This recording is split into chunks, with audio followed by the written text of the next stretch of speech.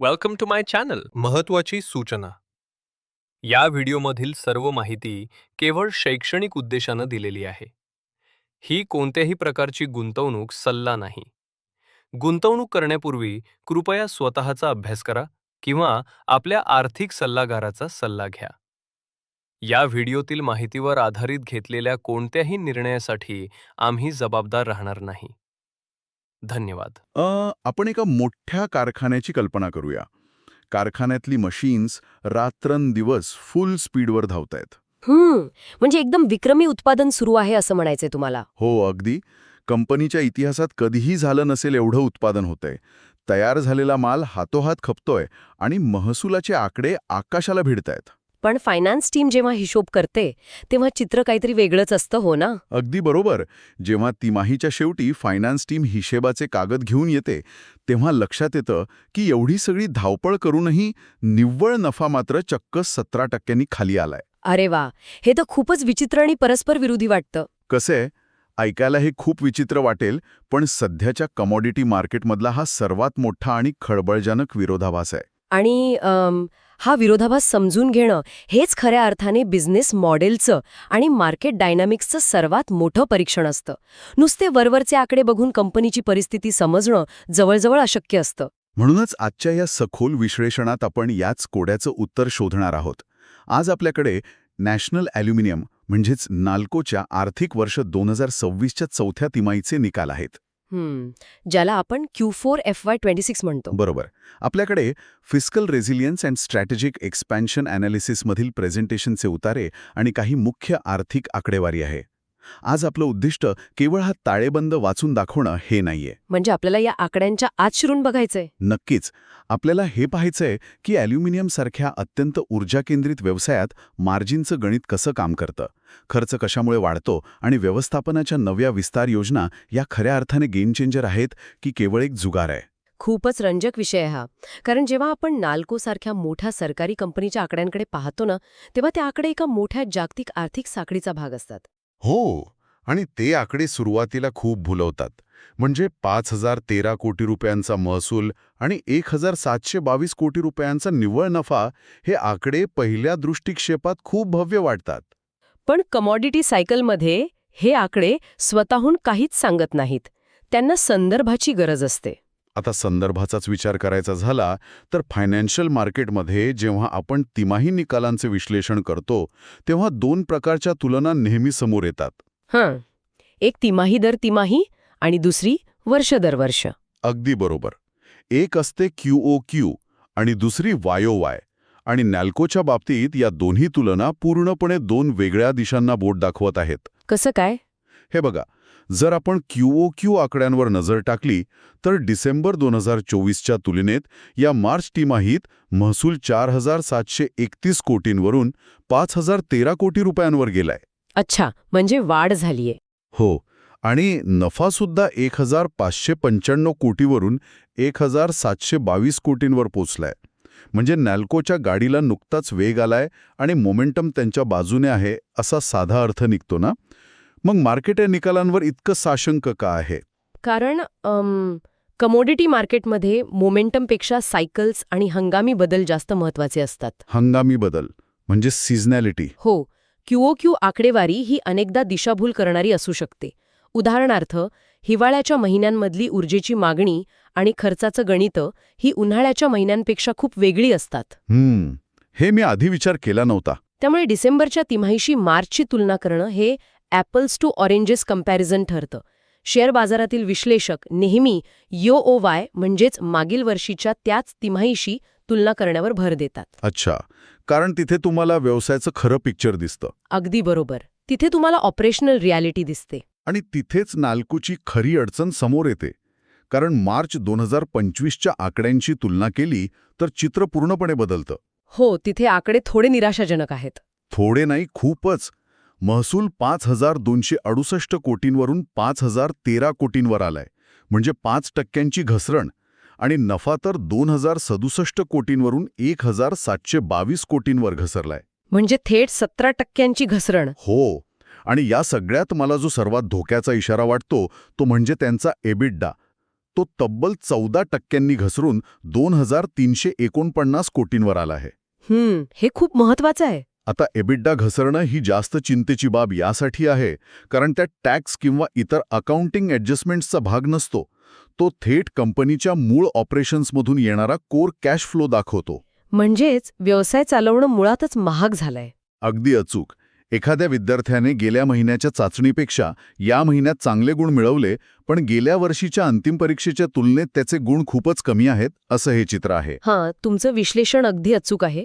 EBITDA हे एका अर्थाने कंपनीच्या इंजिनचं तापमान मोजणारं मीटर असतं. बरोबर. जेव्हा एबिडा 14% खाली येतो तेव्हा त्याचा सरळ अर्थ असा होतो की माल विकून जो पैसा आत येतोय त्यापेक्षा तो माल तयार करण्यासाठी आणि फॅक्टरी चालवण्यासाठी जो पैसा बाहेर जातोय त्याचा वेग जास्त आहे. आणि तिथेच नफ्याला गळती लागते. अगदी बरोबर. पण इथेच एक मोठा विरोधाभास निर्माण होतो, ज्याचा उल्लेख आपण सुरुवातीला केला होता.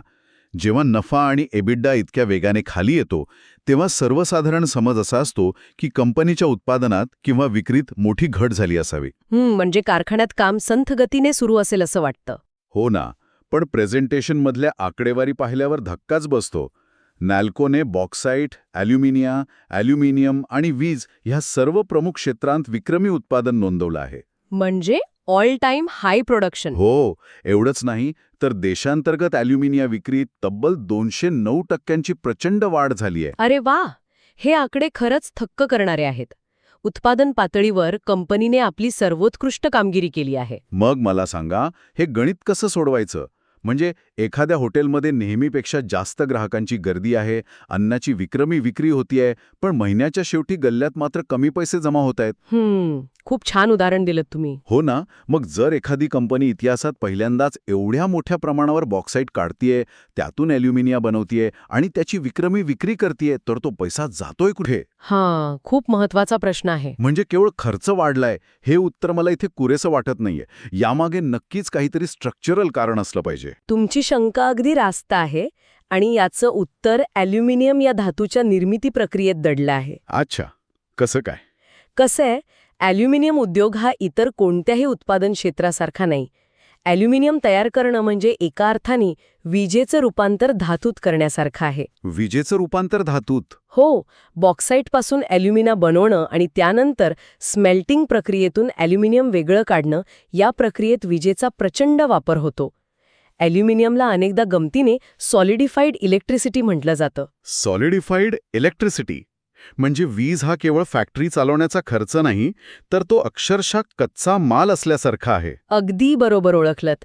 ॲल्युमिनियमच्या उत्पादन खर्चात जवळपास 35 ते 40% वाटा हा फक्त ऊर्जेचा असतो. बापरे, 40%? हो, आणि आता प्रेझेंटेशननुसार कंपनीचा एकूण खर्च जवळपास 6% वाढला आहे. 6% हा आकडा वरवर पाहता छोटा वाटू शकतो. 6% तसा लहानच वाटतो. पण कमॉडिटी व्यवसायात जिथे मार्जिन आधीच खूप थीन असतात, तिथे इनपुट कॉस्टमध्ये झालेली ही 6%ची वाढ थेट बॉटम लाईन 17%नी खाऊन टाकते. अरे चा, म्हणजे नफ्यावर थेट उऱ्हाळ? हो, याला आपण ऑपरेटिंग लिव्हरेज विरुद्ध दिशेने काम करणं म्हणू शकतो. जेव्हा निश्चित खर्च आणि ऊर्जेचा खर्च वाढतो, तेव्हा तुम्ही कितीही विक्रमी उत्पादन केलं तरी प्रत्येक वाढीव टनामागे मिळणारा नफा कमी कमी होत जातो. हे खूपच स्पष्ट करणार आहे. म्हणजे जर जागतिक पातळीवर कोळशाचे किंवा ऊर्जेचे दर वाढले, तर नॅल्को कितीही कार्यक्षम असली तरी त्यांच्या मार्जिनवरचा दबाव कायम राहणार. नक्कीच. कारण उत्पादन वाढवणं म्हणजे अधिक ऊर्जा वापरणं आणि ऊर्जा महाग असल्यामुळे खर्च अधिक वेगाने वाढणं, हे तर एक प्रकारचं दुष्टचक्रच आहे. हेच ते दुष्टचक्र आहे ज्यातून बाहेर पडण्यासाठी व्यवस्थापनाला धडपड करावी लागते. आणि म्हणूनच व्यवस्थापनाची पुढची रणनीती खूप महत्वाची ठरते. म्हणजे केवळ खर्च कपात करून हा प्रश्न सुटणारा नाहीये. अजिबात नाही. त्यासाठी काही ठोस पावलं उचलावी लागतील. हो, आणि इथेच मला व्यवस्थापनाच्या धोरणांवर एक प्रश्न विचारायचा आहे. जेव्हा कंपनीवर असा मार्जिनचा दबाव असतो, कमकुवत किमतीचं चक्र सुरू असतं, तेव्हा सामान्यतः कंपन्या काय करतात? बहुधा कंपन्या आपला कॅपेक्स थांबवतात आणि कॅश वाचवतात. बरोबर, ते आपलं कॅपिटल एक्सपेंडिचर किंवा नवीन प्रकल्प थांबवतात. पण नॅल्कोच्या बाबतीत व्यवस्थापन पूर्णपणे वेगळी रणनीती वापरताना दिसतंय. त्यांचं धोरण थोडं आक्रमक आहे. हो ना, प्रेझेंटेशनमध्ये स्पष्टपणे नवीन बॉक्साईट खाण जी मे 2026 मध्ये सुरू होणार आहे, रिफायनरी विस्तार जो जून 2026 मध्ये होणार आहे आणि दीर्घकालीन स्मेल्टर विस्ताराचा उल्लेख आहे. हो, हे सगळे खूप मोठे प्रकल्प आहेत. माझा प्रश्न असा आहे की जेव्हा सध्याचे खर्च अवाढव्य झालेत तेव्हा अशा हजारो कोटींच्या नवीन विस्तार योजनांवर पैसा खर्च करणं हा योग्य निर्णय आहे का, की हा खड्ड्यात अधिक खोलवर खणण्याचा प्रकार आहे? हा प्रश्न खूप रास्त आहे. अल्प मुदतीचा विचार करणाऱ्या कोणालाही हे कॅपेक्स चुकीच्या वेळेस घेतल्यासारखं वाटू शकतं. हो, साहजिकच आहे. पण कमॉडिटी मार्केटमध्ये जिंकण्याचा एकमेव शाश्वत नियम आहे लो कॉस्ट प्रोड्युसर ॲडव्हान्टेज मिळवणे. म्हणजे बाजारात माल विकताना सर्वात कमी खर्च तुम्हाला आला पाहिजे. अगदी बरोबर. नॅल्को सध्या विस्तार का करत आहे? कारण त्यांना स्वतःची व्हर्टिकल इंटिग्रेशन म्हणजेच संपूर्ण पुरवठा साखळी मजबूत करायची आहे. व्हर्टिकल इंटिग्रेशन म्हणजे खाणीतून कच्चा माल काढण्यापासून ते अंतिम धातू तयार करण्यापर्यंत सगळं स्वतःचं करणं, हेच ना? तंतोतंत. नॅल्कोचा सर्वात मोठा फायदा हा आहे की त्यांच्याकडे स्वतःचे बॉक्साईट खाणी आणि स्वतःचे पॉवर प्लांट आहेत. जो इतर बऱ्याच कंपन्यांकडे नसतो. हो, आणि मे 2026 मध्ये सुरू होणारी नवीन बॉक्साईट खाण आणि जून 2026 मध्ये पूर्ण होणाऱ्या रिफायनरीचा विस्तार या गोष्टी फक्त उत्पादन वाढवण्यासाठी नाहीयेत. मग कशासाठी आहेत? त्या प्रति टन उत्पादन खर्च कमी करण्यासाठी आहेत. जेव्हा तुम्ही बाहेरून कच्चा माल विकत घेता तेव्हा तुम्हाला मार्केटच्या किमती द्यावा लागतात. बरोबर, तिथे तुमचं नियंत्रण नसतं. पण जेव्हा तुमच्याकडे स्वतःची नवीन आणि अधिक कार्यक्षम खाण असते तेव्हा तुमचं बेस कॉस्ट कमी होतो. इकॉनॉमीज ऑफ स्केलमुळे जसजसं उत्पादन वाढेल तसतसा प्रति युनिट येणारा स्थिर खर्च कमी होईल. अच्छा, म्हणजे आज जे मार्जिन प्रेशर आपण पाहतोय ते कमी करण्यासाठीच हे मोठे प्रकल्प उभे केले जात आहेत. हां, एक प्रकारचं बचावात्मक विस्तार आहे. हो, याला आपण डिफेन्सिव्ह एक्सपान्शन म्हणू शकतो. जोपर्यंत स्वतःच्या घरून येणारा कच्चा माल स्वस्त होत नाही तोपर्यंत जागतिक अस्थिरतेचा सामना करता येणार नाही. अगदी बरोबर. हे बीज आज पेरत आहेत जेणेकरून 2026 मध्ये जेव्हा हे प्रकल्प पूर्ण क्षमतेने सुरू होतील तेव्हा कंपनीचं कॉस्ट स्ट्रक्चर इतकं भक्कम असेल की बाजारात किमती घसरल्या तरी ते नफा कमवू शकतील. आणि किमती वाढल्या तर त्यांना सुपर नॉर्मल प्रॉफिट मिळेल. पण इथेच एक मोठा मॅक्रो किंवा जागतिक अर्थशास्त्राचा मुद्दा समोर येतो. आपण आत्तापर्यंत कंपनीच्या कार्यक्षमतेबद्दल, खाणींबद्दल आणि खर्चाबद्दल बोललो. सूत्रानुसार भारताची देशांतर्गत मागणी खूप वेगाने वाढते. पायाभूत सुविधा, इलेक्ट्रिक वाहने, सोलार पॅनल्स यामुळे 2030 पर्यंत ॲल्युमिनियमच्या मागणीत 6 ते 7% CAGR वाढीची अपेक्षा आहे. हो, भारत हा खूप मोठा ग्राहक बनणार आहे. आपला देश हा माल मोठ्या प्रमाणावर वापरणार आहे. मग असं असताना प्रेझेंटेशनमध्ये लंडन मेटल एक्सचेंज म्हणजेच LMEच्या किमतींवर इतका भर का दिला जातो?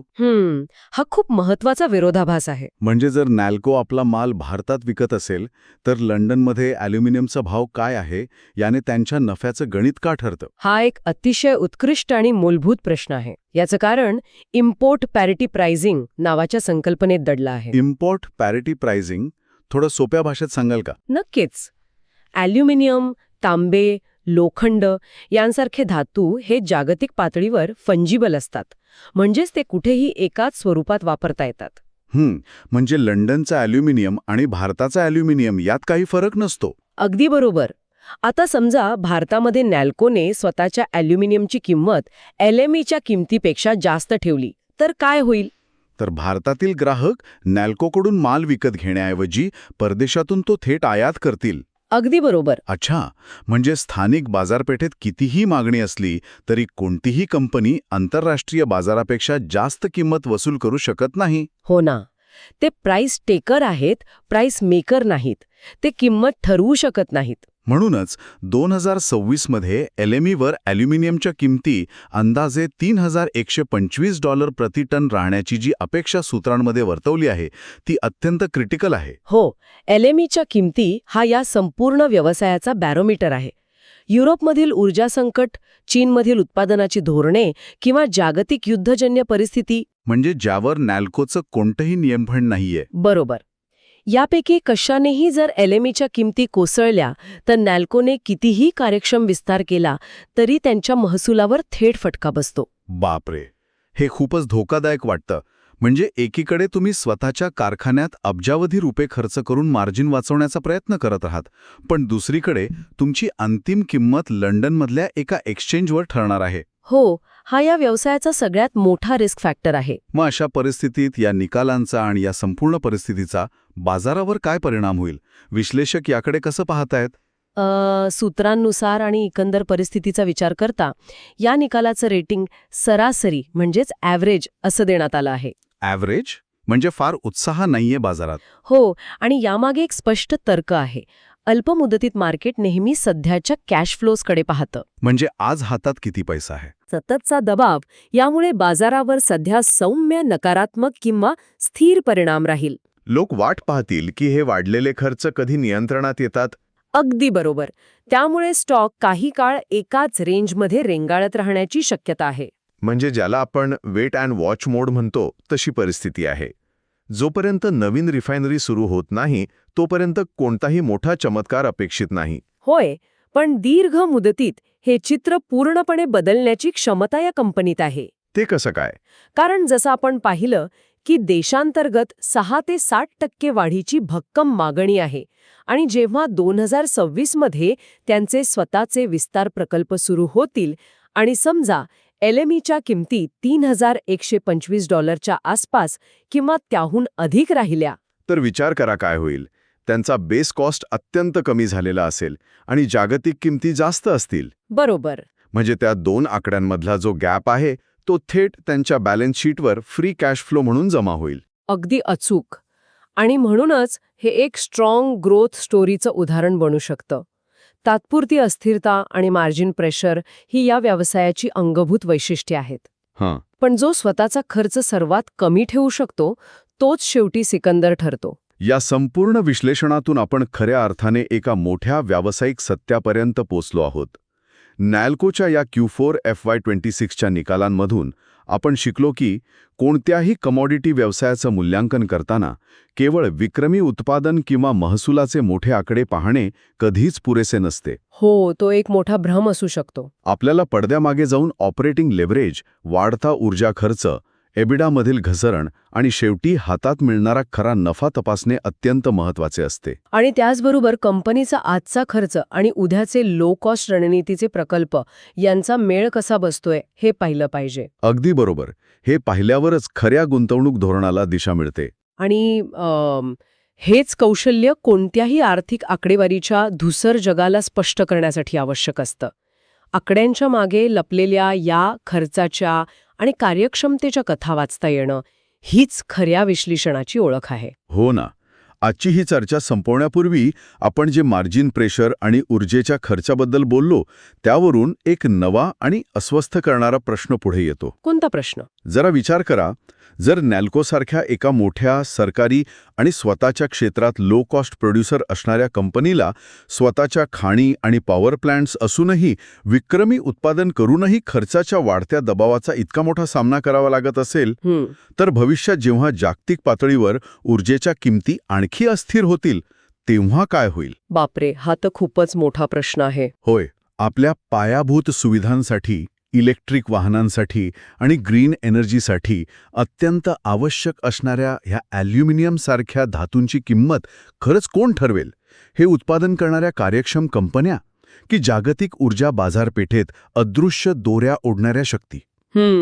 विचार करायला लावणारा मुद्दा आहे हा. जर वीज हीच भविष्यातील सर्वात महागडी गोष्ट बनली तर धातू कंपन्या केवळ एनर्जी कन्व्हर्टर्स बनून राहतील का? ह्या प्रश्नावर नक्की विचार करा. आजच्या या सखोल चर्चेत सहभागी झाल्याबद्दल खूप खूप धन्यवाद.